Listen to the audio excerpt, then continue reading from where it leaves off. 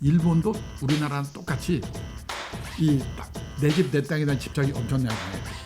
그리고 집 없으면 때 난리를 쳤고 우리처럼 그때도 그랬어요. 위치는 좋더라도 이미 고층화된 집은 그게 이제 끝이 되는 거예요. 피크가 되는 거예요. 그때가. 근데 지금 우리가 일본을 걱정할 때가 아닌 게 뭐냐면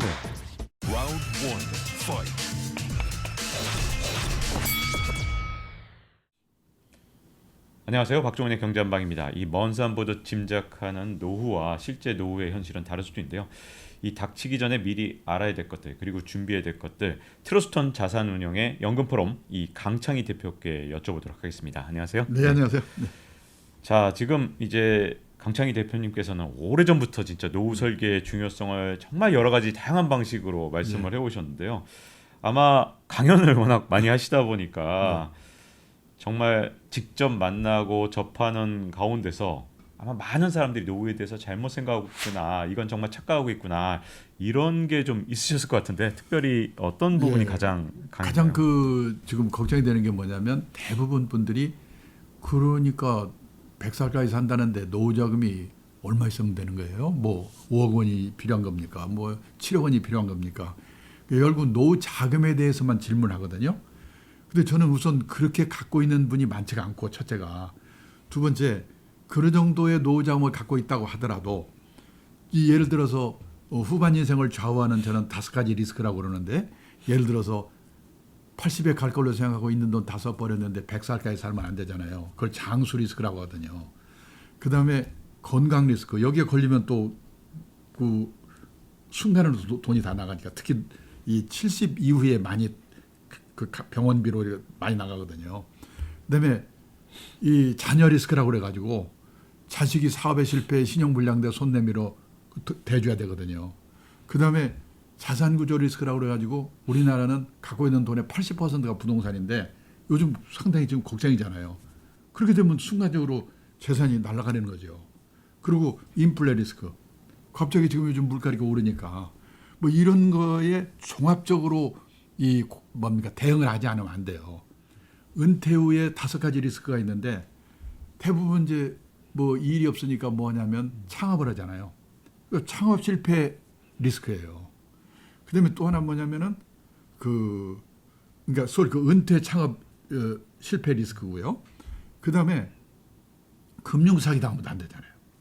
금융 사기 리스크. 그다음에 또 하나 황혼이혼 리스크.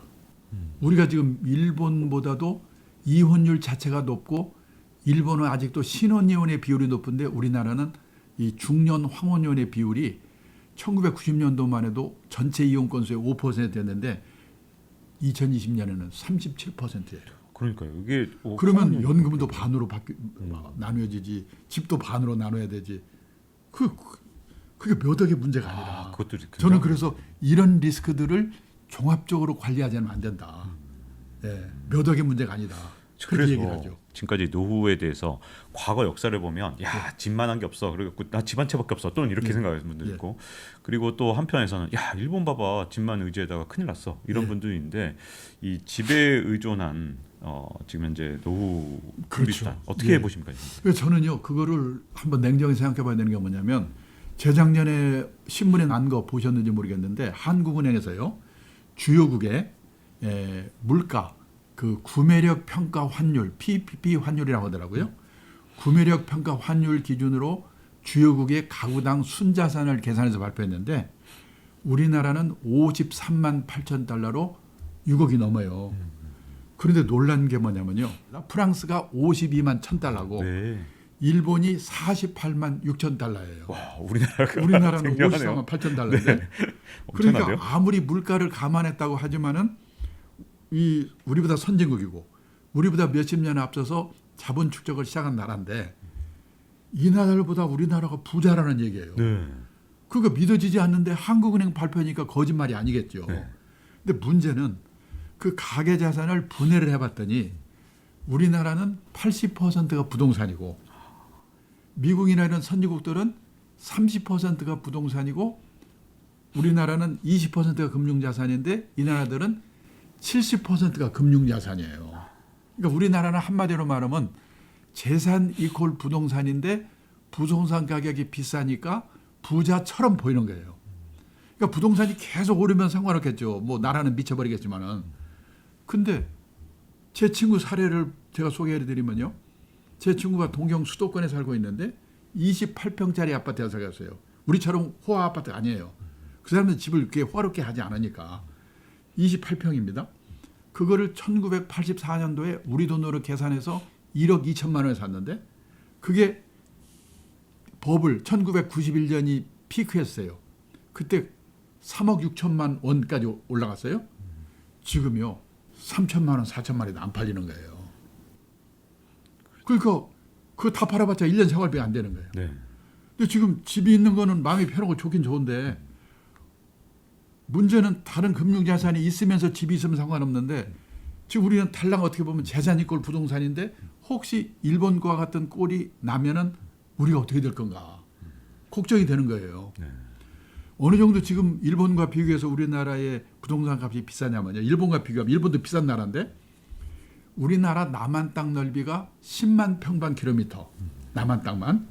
근데 일본 땅은 38만 평방킬로미터예요. 그러니까 땅 넓이가 우리나라가 남한이 일본의 4분의 1입니다. 그런데 재작년 가격으로 그 우리나라 남한 땅을 다 판 돈을 팔았다고 가정하고 일본 땅을 다 팔았다고 가정하고 판 돈으로 나눠봤더니 4분의 3이에요. 오. 그러니까 땅 넓이는 4분의 1인데 땅값은 4분의 3이다. 이 말은 일본 땅을 3평 팔아야 우리나라 땅 1평 살 수 있다는 얘기예요. 그 정도로 일본의 땅값이 우리나라 땅값이 비싸요. 일본도 땅값이 그렇게 비쌌는데 일본도 어느 정도였냐면요. 어느 날 일본 사람이 그러는 거예요. 일본 동경에 가면 왕궁이 있는 이 구가 있습니다. 지오다구라고 하거든요. 우리 서울로 말하면 창경원, 경복궁이 있는 종로구와 같은 구예요. 그러니까 일본 사람이 말하기를 이 지오다구라는 구 하나만 오늘 시세로 팔면 그 돈으로 카나다 땅을 다 살 수 있다고 하더라고요. 네. 그랬었죠. 90년 때 얘기입니다. 네. 네. 그러니까 그때는 일본 땅값이 이렇게 비싸였어요. 그 요만한 땅을 팔면 예. 그 넓은 캐나다 땅. 세상에 네. 땅값이 얼마나 비싸면 동경시내 종로구 같은 구 하나 팔아서 그 돈으로 카나다를 다 삽니까? 그게 일본 땅값이었어요. 네. 근데 그게 지금 어느 정도로 떨어졌느냐? 일본의 그 땅값이 아까 지금 말씀드렸죠. 일본 땅 3평 팔아야 우리나라 1평 산다고. 그렇게 일본 땅값이 떨어진 거예요. 이런 얘기에 대해서 예. 이제 부동산을 계속 사라고 하시는 분들이 이런 식으로 주장하시더라고요. 예. 보면 일본 땅이 우리보다 4배 가까이 넓고 예. 그래서 땅값이 떨어진 거고 그다음에 예. 두 번째는 그 일종의 좀 평지로 가용하는 거는 우리나라보다 일본이 뭐 10배 정도 넓기 때문에 예. 그래서 일본은 떨어진 거지. 우리나라는 봐라 땅이 너무 좋고 진짜로 쓸 수 있는 땅이 너무 적어서 산지가 단데 어떻게 일본하고 우리가 근데 똑같단 거기에 말이야. 대해서 제가 이제 얘기하시더라고요. 말씀을 드리면 네. 뭐냐면 네. 우리나라나 일본처럼 농경 문화를 가진 나라, 정착해 사는 나라 사람들은 유목민국가 해양국가처럼 이동을 전제로 하고 사는 나라 사람과 달리 내 집, 내 땅에 대한 집착이 엄청나게 강해요. 그러니까 일본도 1960년대는 그랬어요. 근데 땅값이 계속 떨어져. 그리고 노인만 남고 애들은 별로 없어져. 경제가 나빠져. 그러니까 어떻게 바꿨냐면 집 없으면 어때? 빌려 살면 되는 거지? 이렇게 바뀌는 거예요. 일본이. 네. 그리고 또 하나는 뭐냐면 일본도 우리나라도 베이비붐 세대가 왕창 태어나면서 그 사람들이 집을 사니까 집값을 올렸어요. 근데 우리는 일본은 지금 베이비붐 세대 내 집 마련이 끝났어요. 우리는 아직 안 끝났어요. 끝나면 어떻게 될 건가? 아직 안 끝났나요? 우리나라? 베이비붐 세대 내 집 마련. 우리 베이비붐 세대가 70몇 년생까지 있으니까. 네. 예. 그리고 또 하나는 도시화. 시골에 살던 사람들이 도시로 이주하면서 집값을 올렸어요. 근데 일본은 지금 도시화 과정이 끝나가지고 오히려 도시에서 지방으로의 역류 현상이 나타나고 있어요. 그러니까 우리나라는 지금 도시화율이라는 게 뭐냐면 전체 인구 중에서 도시에 사는 사람 인구 비율이거든요. 근데 우리나라 도시화율이 싱가포르, 홍콩 같은 도시국가를 제외하면 세계에서 우리나라가 1등이에요. 91%. 대부분의 나라들이 이 90%에서 멈추거든요. 우리는 안 멈춰요. 그러니까 여러 가지 도시화율 그런 것도 봐도 그러고 그다음에 베이비붐 세대 전체 인구 중에서 베이비붐 세대 비중이 우리가 일본의 거의 2배쯤 되거든요. 그러니까 지금 일본은 베이비붐 세대 4집 만에 끝나가지고 지방자치단체 같은 데서는 관내에 비어있는 좋은 집 있잖아요. 그러면 그걸 도시 청년들을 꼬시는 거예요. 여기 와서 살면 공짜로 살고 네, 공짜로. 네. 저 지원해주겠다고. 네. 저도 포함버거 세계는 지금을 매주 예, 하니까 거기에서 일본 얘기 전하면서 보니까 일본에는 공짜 집이 그렇게 많더라고요. 예, 예. 무조건 여기 와서 살아주기만 하면 그냥 공짜로 줄 테니까 예, 예. 살기만 해달라. 예, 예. 이런 집이 일본. 근데 그것을 다 남의 얘기로만 생각하는데 네. 제가 1980년대부터 90년대 초까지 동경에서 근무할 때 일본도 우리나라랑 똑같이 이 딱 내 집 내 땅에 대한 집착이 엄청나게 강했고 그리고 집 없으면 때 난리를 쳤고 우리처럼 그때도 그랬어요. 그 사람들 다 우리처럼 그랬어요. 근데 우리보다 한 20년 30년 고령화 시대를 앞서가고 있거든요. 그러니까 우리도 20년 30년 뒤를 미리미리 생각해 봐야 된다는 거예요. 예. 그렇죠. 예. 자 그러면 예. 이런 어쨌든 리스크가 분명히 있는 상황에서 혹시 예. 이제 집 한 채밖에 없는 분들 주택연금을 활용하는 게 예. 정말 좋은 노후 대책인지 아닌지 이걸 좀 궁금해요. 지금. 저는 그 대책이라고 생각하는 게 우선요. 이 주택연금은 55세 이상의 부부 중에 한 사람이고 그다음에 갖고 있는 집의 합계 또는 한 채 값이 9억 이하면 되잖아요. 사실은 지난번 집값 오를 때는요. 그 가입했던 사람이 그걸 해지한 사람도 있었어요. 그 주택연금 가입했던 네. 사람이. 그런데 금년에 9월 말까지 주택연금 신규 가입자가 1,720명인데 작년 대비 9월 말까지만 42% 늘어났다고 하더라고요. 오. 지금 누적으로 가입자 수가 10만 명 정도거든요. 그러니까 더 떨어지기 전에 빨리 가입해서 그 주택임을 조금이라도 더 받자. 저는 사실은 물론 생활비가 넉넉한 사람이야 그럴 필요가 없겠지만은 저는 생활비는 부족한데 달리 의지할 데가 없다. 그러면 저는 과감하게 주택연금을 가입해서 생활비를 받는 게 좋겠다. 예를 들어서 이 시가 뭡니까 평가이라고 하나요? 그 공시 가격이 9억 미만인 경우 9억 원인 경우에 9억인 경우에 주택연금을 얼마 받냐면 276만 원 받더라고요. 오. 그 매월. 네, 생활비로 예, 그럼요. 충분하네요, 진짜. 그러니까 저는 어떤 분은 그러잖아요. 아이 그래도 갈 때 자식한테 집 한 채는 줘야 되지 않느냐고 그러는데 아이 100살에 가면서 자식한테 집 줘봐야 그 자식 70살이잖아요. 그러네요. 그리고 혹시라도 아까 말씀드린 것처럼 제 일본의 친구처럼 집값이 그렇게 떨어지면 또 그때가 어떻게 될 건가. 그러니까 저는 애들한테 손 내미느니 차라리 그 돈으로 주택은 가입해서 애들한테 손 안 내밀고 어차피 상속주기는 어려우니까 100살까지 살아야 되니까. 네. 저는 주택연금에 대한 생각도 과감하게 바꿔야 되고 지금 주가가 뭡니까 집값이 떨어져서 그러기도 하겠지만은 가입자 수가 작년 대비 40%가 지금 늘어나고 있다니까요.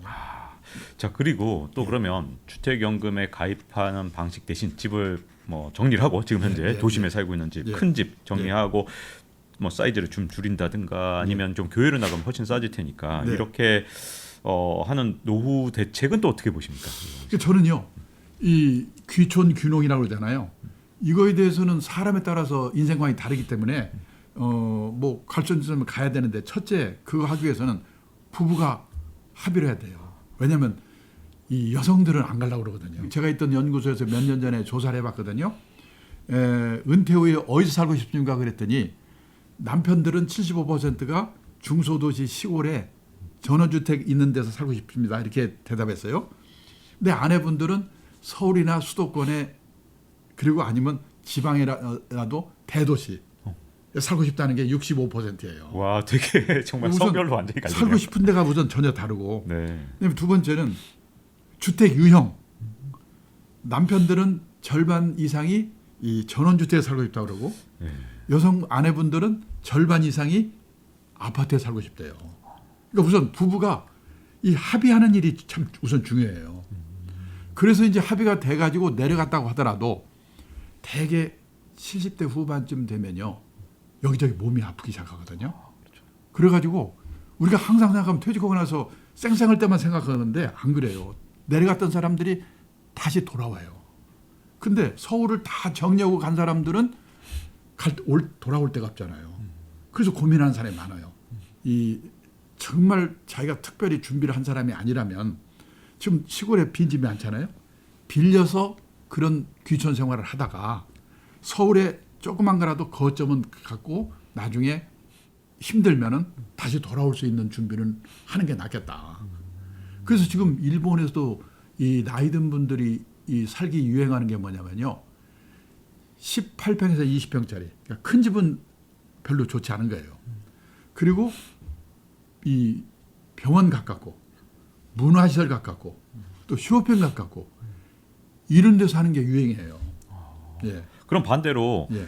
대단지 이 고층의 대형 아파트 지금 젊었을 때 현역 때 살았던 그곳이 예. 노후에도 좋은 주거지로 될 수 있을까요? 어떻게 보세요? 저는요. 네. 그런 면에서도 대형 고층 아파트는 좀 조심하십시오. 이런 얘기를 하는데 네. 왜 그러냐면 그 지방에도 보면은 벌판에 고층 아파트들이 많이 생기거든요. 그러니까 우리나라 사람은 유난히도 돈 많은 분은 하늘로 가고 돈은 안 되면 땅 밑에 살고 그래야 되는가 뭐 생각이 드는데 그 첫째 고독사의 문제가 있어요. 몇 년 전에 일본에서 난리가 났는데요. 오하라 레이코라고 국민 탤런트가 세상을 떠났는데 떠나고 나서 3일 만에 발견됐어요. 어느 도의 뉴타운 단지 하나를 조사해 봤더니 과거 3년 동안에 고독사한 사람이 25명이고 그 사람들이 세상 떠나서 발견될 때까지 시간이 얼마나 걸렸냐. 평균 21.3일이 걸렸다는 거예요. 21.3일. 얼마나 비극입니까? 네. 왜냐하면 우리도 지금 저는 발표가 없어서 그런지 비싸고 생각하는데 뭐냐면 노후에 둘만 남거나 혼자 되면은 이 제일 문제가 뭐냐면 사람이 노후에 들락날락하는 데 살아야 되거든요. 고독사가 하는 이유가 뭐냐면 들락날락하는 데 살지 않게 되면 그래요. 자식들하고 살지 않게 되면은 이웃집만한 복지설이 없어요. 근데 30, 40중에서 혼자 아니면 둘이 살고 있어 보세요. 누가 찾아옵니까? 또 하나 문제는 뭐냐면 이 빅데이터를 통해서 본 일본 부동산 시장의 전망이라는 자료 하나 읽었는데 거기 이런 말이 나와요. 일본의 노후화된 아파트들이 재건축을 못해가지고 슬럼화돼 가고 있다는 거예요. 아파트를 뭐라고 부르냐면 구분 소유 주택이라고 부르는데 구분 소유 주택을 재건축하려면 주민의 80%가 찬성해야 된대요. 우리도 그런 게 있잖아요. 근데 노인들이 귀찮아. 첫째. 두 번째는 재건축에 성공하기 위해서는 두 가지 조건이 충족돼야 돼요. 첫째는 위치가 좋아야 돼요. 둘째는 저층해야 돼요. 고층으로 만들면서 비용을 빼야 되니까. 근데 위치가 별 볼 일 없거나 위치는 좋은데 이미 고층이면 안 되는 거예요. 그래서 그 단지가 슬럼화돼 가고 있고 그 근처에 땅값이 떨어져요. 그런 단지 있는 근처에는. 그나마라도 재건축에 성공한 아파트가 있긴 있는데 어떤 아파트가 성공했냐. 성공한 아파트의 80%가 지진 나서 무너진대. 근데 지진 당일을 기다릴 수 없는 게 아니에요. 근데 지금 우리가 일본을 걱정할 때가 아닌 게 뭐냐면 네. 일본은 일본은 아파트의 슬럼화가 문제라고는 하지만은 일본 전체 주택수의 이 6층 이상 아파트의 비율이 10%밖에 안 돼요. 지방 도시 가면 아파트 별로 없어요. 근데 우리나라는 지금 아파트 비율이 전체 주택 중에서 몇 퍼센트인지 혹시 아십니까? 작년에 63%. 계속 늘어나거든요. 네. 저는 지방 도시 같은 데 가면서요. 벌판에 고층 아파트 서 있는 거 보면은 야, 10년 후 20년 후 우리 손주들이 저거 부시려고 얼마나 고생을 할까. 이게 한번 생각해 봐요. 왜냐하면 우리나라는 재건축이 안 돼가지고 난리를 치고 있잖아요. 이것만 생각하는 거예요. 그러니까 우리보다 20년 앞서서 30년 앞서 고령화 사회로 간 일본의 그런 사례들이 그러니까 일본과 우리나라에 비교해 보면 아까 말했죠. 80%가 우리 부동산이라고 땅값도 문제가 있지만은 일본은 집도 고만고만한 그냥 수수한 집에 다 살고 있거든요. 그러니까 뭐 낡아도 별로 그게 집값이 떨어져도 별 문제가 없어요. 금융자산이 있으니까. 근데 우리는 아파트도 또 대형 아파트에 또 호화 아파트고 그러겠는데 나이 들어서 돈은 없고 그 아파트 하나밖에 없다. 이번 달에는 화장실 팔아 쓰고 다음 달에는 건너점 팔아 쓰고 그럴 수 없는 거 아니에요. 그렇죠. 주택연금을 하든지 뭐 그런 그 수를 내는 수밖에 없는 거거든요. 그러니까 우리가 너무 집에다가 돈을 많이 쳐는 거가 문제라는 거죠. 용적률 막 250%, 300%, 심지어 600% 네. 이렇게 넘어가면서 지금 우리 지금 점점 아파트가 높아지고 있는데 이 그러니까 지금 아까 문제가 말씀드렸죠. 이 문제가 그 고층 아파트를 너무 좋아하시는데 이미 위치는 좋더라도 이미 고층화된 집은 그게 이제 끝이 되는 거예요. 피크가 되는 거예요. 그때가.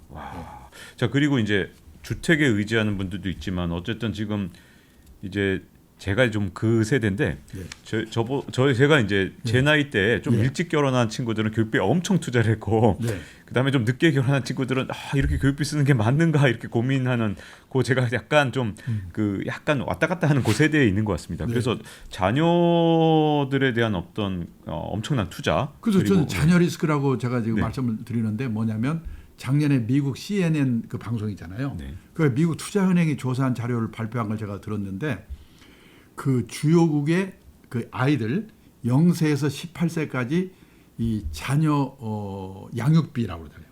고등학교 졸업할 때까지. 그 양육비 합계를 GDP로 나눠 봤더니 그 비율이 1등인 나라가 한국, 네. 2등이 중국, 네. 3등이 이태리로 나왔어요. 그러니까 우리가 뭐냐면은 주요국 중에서 소득 대비 자녀한테 돈을 가장 많이 퍼붓고 있는 나라예요.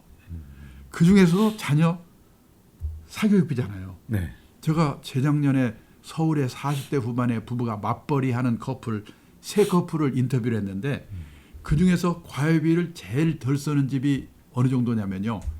부부가 맞벌이해서 1억을 번대요. 네. 많이 버는 거잖아요. 네. 근데 초등학교 6학년, 중학교 2학년 과외비로만 쓰는 게 3,360만 원이라고 하더라고요. 그러면 등록금도 내줘야지, 책값도 줘야지, 빵값도 줘야지, 옷 사줘야지, 까이비 사줘야지, 가족 보고 살아야지. 언제 이게 저축을 하겠습니까? 근데 문제는 60, 70까지 1억을 벌면 상관없는데 지난 시간에 말씀드렸지만 우리나라 직장인이 체감하는 40대 이상 직장인이 체감하는 평균 퇴직 연령이 51.6세거든요. 그 50대 초에 직장에서 나와요. 그 재취업하잖아요. 먼저 받던 직장의 월급의 절반 받으면 끝내줘요. 재취업해서 연봉 2천만 원이 무지가 어렵거든요. 근데 그때 애들은 대학 그다음에 결혼비용, 노무요양비, 의료비 들어. 그래서 1억씩 벌던 애들이 60이 넘어가가지고 중산층에서 탈락하는 거예요. 그게 뭐냐? 첫째, 자녀에 들어가는 돈을 과감하게 줄여야지 자기 노후 대비가 되고, 두 번째는 들어가는 돈이 자녀의 자립을 해치는 돈이 아니냐 이거죠.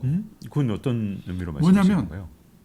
되게 과외비잖아요. 네. 과외비가 뭐냐면 엄마들이 이렇게 여기저기 과외 선생이 유명한 사람이 누군가 조사해가지고 시간 다 짜서 애들을 뺑뺑이 돌리는 거잖아요.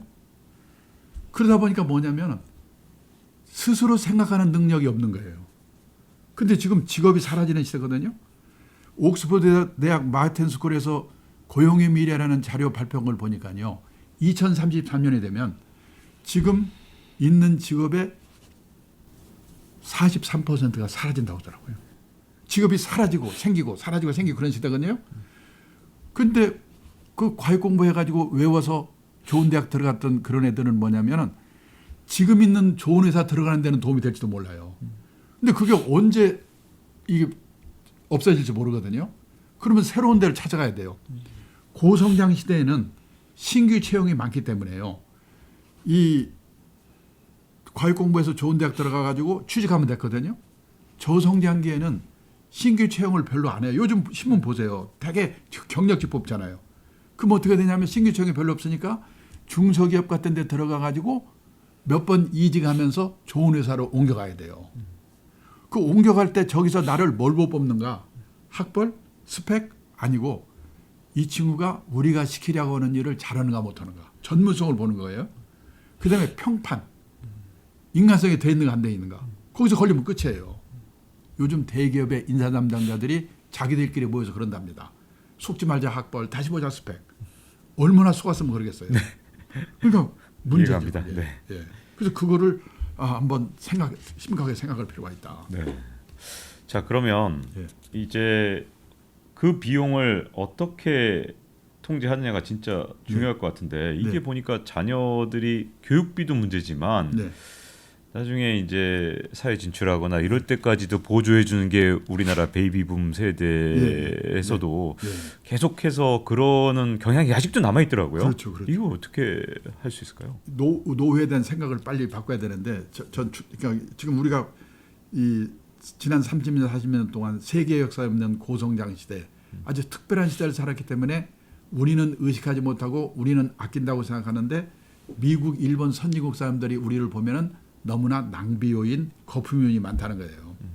그래서 엊그제까지 상식으로 생각했던 주택에 관한 생각, 그다음에 내 직업에 관한 생각, 애들 결혼에 관한 생각, 나의 노후에 관한 생각, 이 생각을 180도 빨리 바꿔야 되고, 그리고 그 중에서 시급한 게 뭐냐면 저는 절약이라고 제가 말씀드렸잖아요.